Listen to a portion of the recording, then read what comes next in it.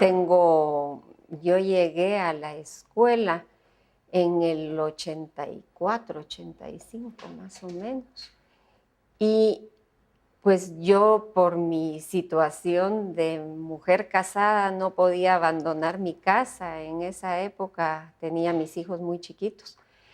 Entonces lo que hice fue inscribirme como solo en cursos libres. Y el maestro Quiroga me dio permiso a estar solo.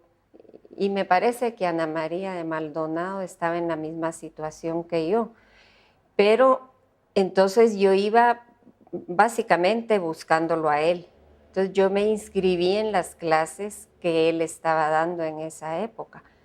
Yo admiré su trabajo siempre y logré eh, que coincidieran los horarios para que de 4 a 7 él estaba, o 6:30 más o menos, estaba dando la clase de composición. Entonces yo tomé con él pintura 1, composición, pintura 1, pintura 2 y estuve 2, 3 años en la clase de desnudo.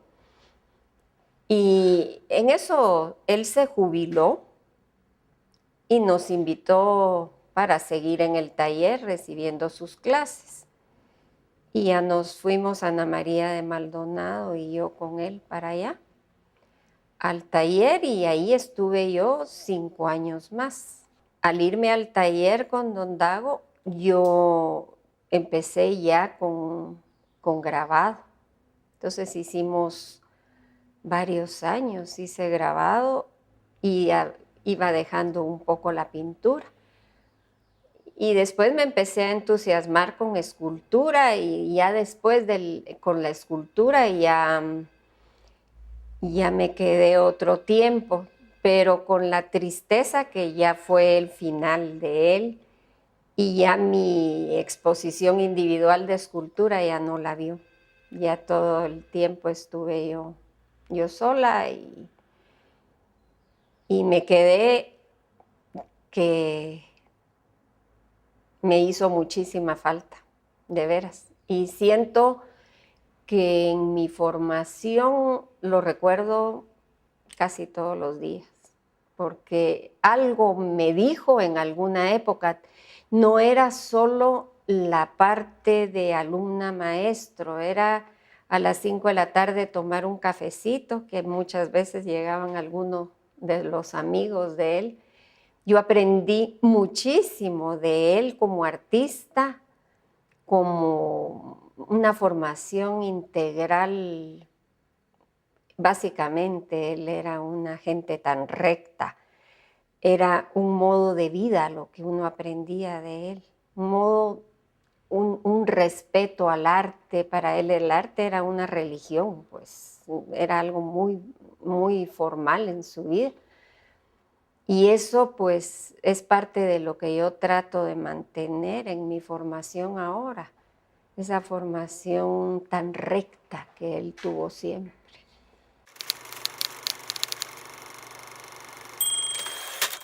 Yo creo que ya lo hice, yo creo que ya caminé por mi lado, pues son varios años desde que él nos dejó y uno como artista va teniendo la inquietud de seguir, ¿verdad? Realmente yo tengo mucho de él, hay cosas en las que yo siento que mi composición, en lo que haga, siento yo la presencia de la formalidad del trabajo que él me enseñó, pero como artista yo creo que no me podía quedar en lo que él hizo cuando él nos dejó, que fue a principios de este siglo. Ya llevamos pues 11 años más en los que yo he seguido y estoy en video, fotografía, que fue algo que él nunca tuve yo con él.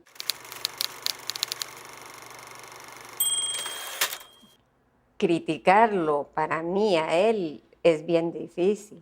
Siento que yo le puedo decir lo que quiera de lo que yo creo de mi obra, pero de la de él respeto muchísimo su trabajo y lo admiré tremendamente. Su temática, tal vez en una época yo hice lo mismo que él, que yo pinté muchísimo a la mujer. Yo estoy con la idea de apoyar a la mujer en todo porque a nosotros como mujeres en Guatemala nos costó trabajo llegar a tener el lugar que hoy la mujer tiene. Las primeras exposiciones de mujeres aquí eran algo insólito, pues que las mujeres nos asociáramos. De hecho, la primera vez que hicimos un grupo de mujeres para exponer fue delicado y lo pensamos con su sobrina, con Magda Eunice, que fue una de las que participó. Fuimos 7 mujeres y gracias a Dios al final pues recibimos buen apoyo, pero Magda era la única que entraba al grupo de maestros, era la única mujer. Estaba Rina Lazo, estaba doña Antonia Matos, pero calculo yo que fue como de esa época, como final de los 80 para ahora, que yo siento que ya las mujeres pues tenemos un lugar. Yo creo que el acrílico nunca lo hubiera tocado. ¿Por qué? Porque él amaba el óleo siempre. Yo nunca me acuerdo de haber visto que él usara acrílicos y que lo disfrutara. Él tenía la disciplina y la paciencia de hacer él hacía sus espátulas, pues, para pintar la forma en la que él pintó. Él conocía perfectamente los materiales y le puedo decir, yo tengo mis espátulas de pintura, muchas me las hizo él y me hizo en el taller cositas con una delicadeza que solo él podía conocer. Él me decía, usted va a necesitar una espátula con tal o cual suavidad y dependía de la cintura que le hiciera a la espátula, la flexibilidad que la espátula iba a tener. ¿Quién conocía eso? Nadie, creo yo. O quien lo conozca hoy día, tampoco. Yo no creo que él hubiera llegado a usar el acrílico, que era una cosa plástica, una cosa nueva, que no estaba dentro de sus principios. Le puedo decir que era así en todo. Su madera, para él era una cosa muy especial, la forma en la que él trabajaba la madera, él amaba la madera. Y así todas las cositas que hacía, pues hasta para hacerle los mangos a sus espátulas o para hacer una cajita porque necesitaba para guardar algo. Ese amor que él ponía a esas cosas es porque él era una gente que nunca iba a cambiar eso. Usar una caja plástica o un mango plástico en una cosa no me cuadra a mí que lo hubiera hecho. Pero igual en sus pátinas de esculturas, él las hacía y se murió con las fórmulas, porque nunca nadie va a poder dar las fórmulas que él hacía. Él de repente le echaba sal a un bote y él te puede haber dejado escrito, porque incluso cuando él ya estaba enfermo y yo le decía qué color le gustaría ponerle a la pieza del Intercontinental, me decía, no lo he decidido. Yo para ver si me decía. Y puedo apuntar la fórmula, ¿verdad? Y me decía, sí, yo la debo tener apuntada y se la voy a decir, pero si a él le sobraba algo en el taller, abría un bote y se lo echaba a un ácido. Esa fórmula solo él la conocía. O le echaba sal, o le echaba unos clavos, o le echaba vino, o le echaba lo que tuviera por ahí. ¿Verdad? No. ¿Eran sus secretos de creador? Yo creo que sí los tenía y nunca los dijo. Nunca los dijo.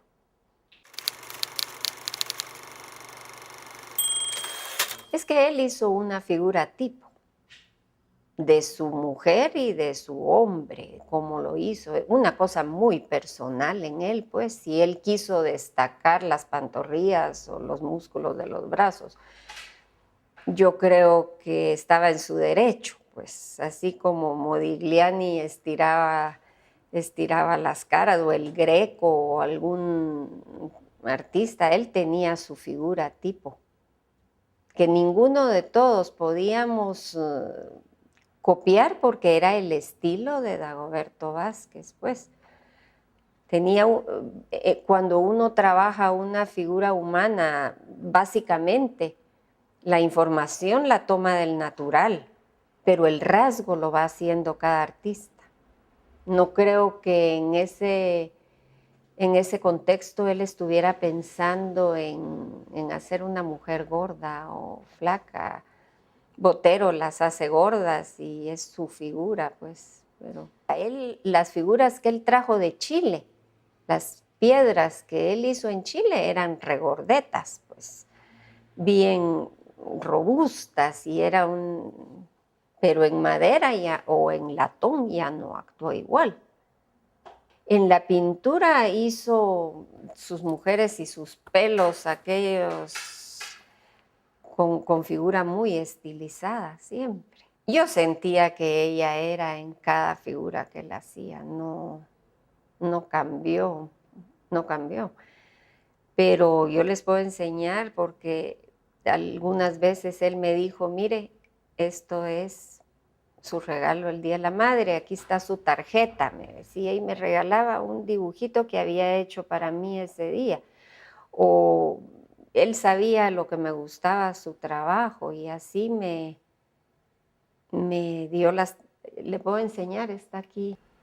Lo quiero mucho porque él, un día de la madre, salí yo del taller y él me dijo, esta es su tarjeta del Día de la Madre. Y me dio un paquetito muy primoroso, empacado, y yo salí convencida de que era una tarjeta.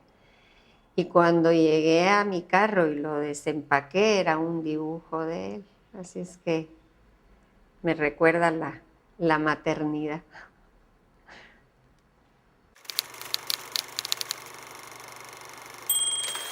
Yo en mi formación tenía muy estructurado lo que yo quería hacer. Y ahorita el arte contemporáneo me ha cambiado totalmente de modo de pensar. Porque yo primero iba a hacer bodegón, después iba a hacer pastel, después iba a hacer óleo, después pasé a acuarela, siempre con él. Y en mi proceso dejé el pincel, tomé la espátula con él, aprendí a manejar la espátula que él usaba, pues porque era una espátula plana, no menudita. Y después yo quería aprender con él el grabado. Él me dio una página negra y agarró un crayón blanco y me dijo, el grabado usted tiene que pensar al revés. El blanco es lo que usted va a acabar y el negro es lo que va a dejar. Entonces él hizo una carita en un papel y la sombreó. Y me dijo, eso es lo que va a tener que quitar y usted tiene que acostumbrarse a pensar en negativo. Y fue la clase de grabado de toda mi vida. La primera y fue determinante. Determinante, porque el grabado está basado en eso, pues. Pero él tuvo la ocurrencia de hacerlo en una hoja negra y con un crayón blanco. Porque me podía haber dicho, esto lo tiene que sacar y esto lo tiene que dejar para que así de fácil. En valoro muchísimo que, aparte de ser un trabajo como de grabado muy especial, porque él tenía esa forma de hacer sus árboles que era muy particular. Él sintetizó de un árbol lo más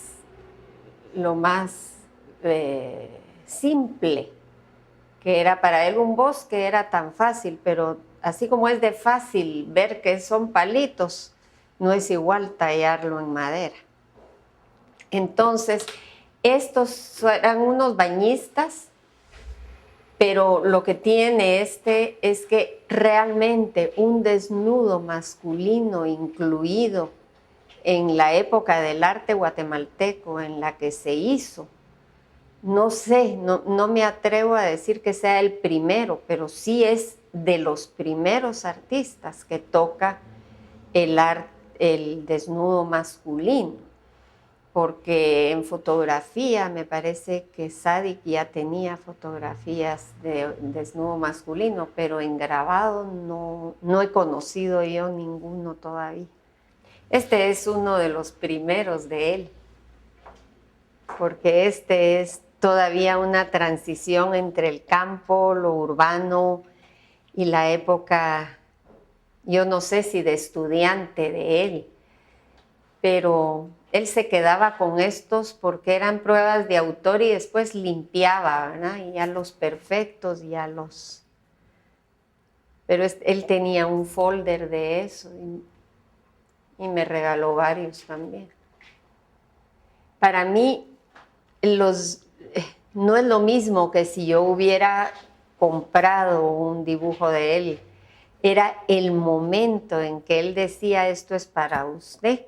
Es lo que yo conservo con el cariño que lo tengo, porque él quería que eso fuera para mí y ahí ha estado conmigo desde los 80s, que fue el año en que yo lo conocí.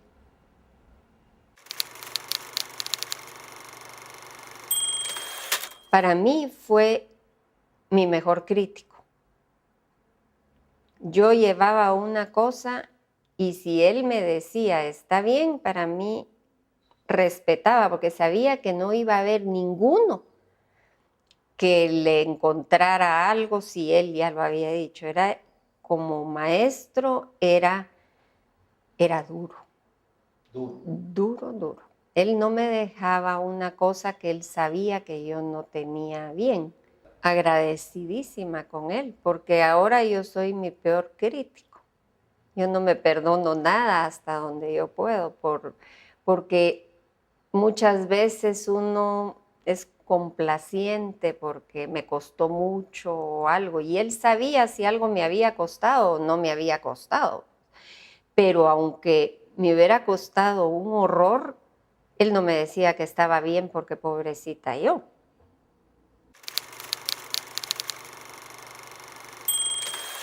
Él dibujaba más que la acuarela, pero sí hizo acuarela muy al principio. Yo creo que Las Calles, el Cerrito del Carmen, algo así me acuerdo yo que haya dibujado acuarela. Él no era muy del arte conceptual y yo por ahí me fui, pues, o sea, he tratado de tomar talleres ahora porque realmente el Centro Cultural de España ha ofrecido bastante en los años que yo estuve ya sin Ondago. Me acerqué al Centro Cultural de España y ahí traían muy buena gente a dar talleres y cursos y yo pude tomar ahí con Ibrahim Miranda, el cubano de grabado. Tomé un taller de grabado con Betsabe Romero, la mexicana, Saidel Brito, que también es cubano, pero ahorita es curador en Ecuador, y Lupe Álvarez, que es la curadora del Museo de Arte Moderno de Ecuador. Y la gente que ha venido me he inscrito en los talleres y eso ha hecho que yo dé un viraje para el arte conceptual, pero más el arte contemporáneo que... Él tenía una subvitrina de bocetos. Cuando él estaba inspirado, él hacía en yeso y tallaba. Y a mí me fascinaba verlo trabajar así. Ponía su música y yo me empecé a entusiasmar con el grabado, con la escultura. Y él me dijo, para hacer escultura tiene que dibujar mucho. Y yo dibujaba y me decía, imagínese la figura de los 4 lados, imagínese la de arriba, imagínese la de abajo y la dibuja. Y así me enseñó muchísimo a dibujar, a bocetar un montón. Yo tengo bolsas de bocetos, de alguna escultura, tal vez tengo 10 bocetos. Y empecé a hacer la escultura. Él me enseñó a hacer el esqueleto de la escultura, las estructuras por dentro. Después a ponerle yeso, hasta que dejábamos la escultura en positivo hecho. Mucho plasticina. Yo no hice tanto yeso como hacía él, talla directa como hace Max, digamos. Yo hice mucho plasticina y después a poner los taseles y hacer los moldes, pero todo eso lo aprendí con él. Él estaba, en esa época estaba tallando, siempre tenía su torso, sus cabezas que estaba en el torno, que tenía sus maderas ahí, trabajaba mientras yo estaba ahí en el taller. No fallaba, él sabía lo que quería hacer y lo hacía con toda la facilidad del mundo. Él viajaba y no llevaba una cámara. Él viajaba con un cuaderno de dibujo y traía sus recuerdos de viaje y me enseñaba su viaje a Pekín, creo que fue, ¿verdad? Y dibujaba y dibujaba y no paraba de dibujar. Él no dejaba un día, creo yo, sin dibujar. Aunque estuviera haciendo escultura o pintura o lo que estuviera haciendo. Yo me acuerdo que él tenía un cuaderno de dibujo y ahí hacía bocetos y bocetos y dibujos de estos. Pero él me decía, de los que dibujaba, me decía, este es para usted otro día, de varias veces que me veía dibujando ahí y me dibujaba. Ya estando el maestro en el hospital, al final de su enfermedad, él me pidió que le diera sangre. Y entonces yo fui al Bella Aurora a donar sangre, Bella Aurora en aquella época.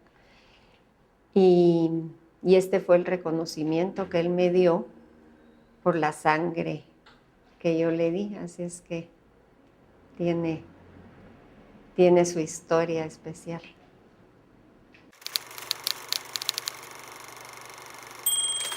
Sí, yo estuve en el taller todo el tiempo cuando él estuvo haciendo hasta la última pieza que él dejó inconclusa.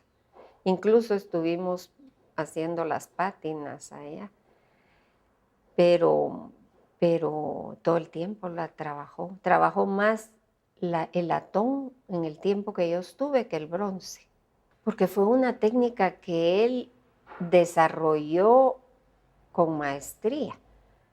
Y yo creo que llega un momento en que no le satisfizo el bronce porque tenía que hacer un modelado que ya no le satisfacía, pero él empezó con solo hacer esos cortes de esa exactitud que hacía en latón y después soldarlos. Me imagino que él como artista sentía una satisfacción especial en hacer sus patrones y después soldarlos, porque los soldaba nítidos, nítidos. Yo nunca aprendí a soldar con él, pero lo vi hacerlo y no le gustaban los ayudantes. Él le gustaba trabajar solo. Y entonces me decía, venga a ver los duendes. Y los duendes eran unos tubos de hierro galvanizado, porque era un diseñador increíble para todo. Si hacía un banco perfecto para sentarse, o si hacía una mesa de trabajo, la hacía que funcionara, pues, o una lámpara, todo lo hacía él ahí. Y estos duendes eran unos tubos galvanizados con codos, y en las manitas tenían trencitas como de acumulador de carro, creo que deben haber sido. Y con eso detenía lo que soldaba porque se calentaba, entonces necesitaba más manos que las dos de él. Entonces, los duendes estos eran los que lo ayudaban. La obra del maestro, como él me diría a mí, funciona desde el lado que la mire y a través de los años lo que es bueno perdura. La obra de él va a funcionar y va a ser perfectamente calculada y contemporánea en la época en la que la quieran ver. Cualquiera de nuestros descendientes la va a conocer y la va a reconocer como algo bueno. Él era su curador, él era autosuficiente, nunca necesitaba que uno le hiciera nada. Cuando él, y yo sentía tal respeto por él que no me atrevía a, si él no me llamaba, yo no me acercaba, porque yo sé que a él le gustaba hacer sus cosas, él. No sé si con todas las personas era así, pero con nosotros como estudiantes era raro que